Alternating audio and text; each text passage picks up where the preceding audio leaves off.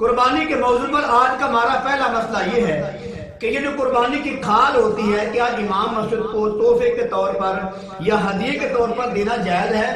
میرے عزیز بھائیوں، یہ جو قربانی کی کھال ہوتی ہے یہ امام مسجد کو تحفے کے طور پر ہدیے کے طور پر دینا بالکل جائز ہے۔ آگے مسئلہ یہ ہے یہ جو قربانی کی کھال ہے کیا امیر آدمی کو دے سکتے ہیں؟ تو میرے عزیز بھائیوں، یہ جو قربانی کی کھال ہے جب تک یہ کھال ہے فروخت نہیں ہوئی، اس کے پیسے نہیں لیے گئے اس کو بیچ کر، جب تک یہ کھال ہے تو یہ جو امیر آدمی کو تحفے کے طور پر ہدیے کے طور پر دینا جائز ہے۔ آگے مسئلہ یہ ہے جب قربانی کی کھال کو بیچ دیا جاتا ہے، فروخت کر دیا جاتا ہے، وہ جو اس کے پیسے ہوتے ہیں وہ کن کو دینا جائز ہے؟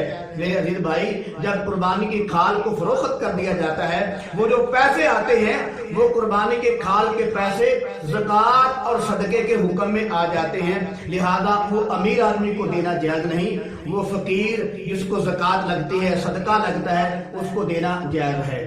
آگے مسئلہ یہ ہے کہ قربانی کی کھال جو ہے یہ سب سے بہترین طریقہ اور بہترین مصرف جو ہے یہ کون سی جگہ ہے؟ تو میرے عزیز بھائی، قربانی کی کھال کا جو بہترین مصرف ہے، استعمال کرنے کی جگہ ہے، وہ ہے مدارس۔ مدرسوں کو قربانی کی کھال دینی چاہیے۔ جیسا کہ آپ جانتے ہیں کہ کوئی حکومت، کوئی عہدیدار، کوئی وزیر، کوئی مشیر، کوئی حکومت جو ہے، کوئی سیاسی پارٹی جو ہے یہ مدارس کو سپورٹ نہیں کرتی، یہ چندوں سے چلائے جاتے ہیں، لوگوں کے تعاون سے چلائے جاتے ہیں۔ تو میرے عزیز بھائی، یہ مدارس کے ساتھ تعاون نہیں کرتے، لیکن اللہ کے فضل سے جب سے مدارس قائم ہیں اور قیامت تک قائم رہیں گے، یہ تعاون کرے نہ کریں، اللہ کے فضل سے مدارس جو ہیں چلتے رہیں گے، مدارس میں دین کا کام ہوتا رہے گا اور اللہ رسول کا نام بلند ہوتا رہے گا۔ یہ اللہ رسول کے نام کی برکت سے، یہ کوئی بھی ان کو تعاون نہ کرے، اللہ رسول کے نام کی برکت سے یہ مدارس آباد ہیں۔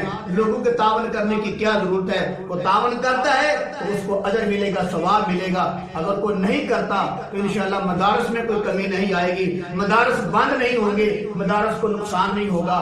لیکن میں نے بتا دیا ہے کہ قربانی کے کھال کا سب سے جو بہترین مصرف ہے وہ مدارس ہیں، لہذا قربانی کی کھالیں جو ہیں وہ مدارس کو دینا چاہیے۔